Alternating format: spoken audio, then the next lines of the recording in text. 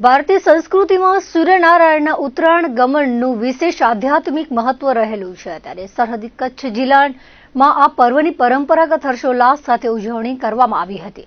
આ વર્ષે ઉત્તરાયણની સાથે સાથે એકાદશીની પવિત્ર તિથિનો સુયોગ સર્જાતા લોકોમાં ભક્તિ અને દાનનો અનોખો ઉત્સાહ જોવા મળ્યો હતો।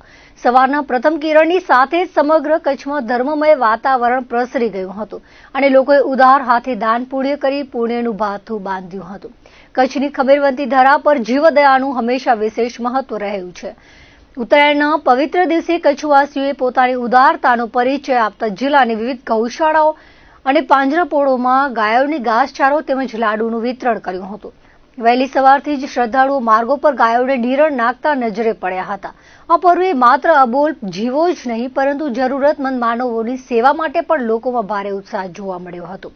અનેક સેવાભાવી સંસ્થાઓ અને વ્યક્તિગત દાતાઓ દ્વારા ગરીબોને પૌષ્ટિક ભોજન, ગરમ વસ્ત્રો અને જીવન જરૂરિયાતની ચીજવસ્તુઓનું વિતરણ કરવામાં આવ્યું હતું।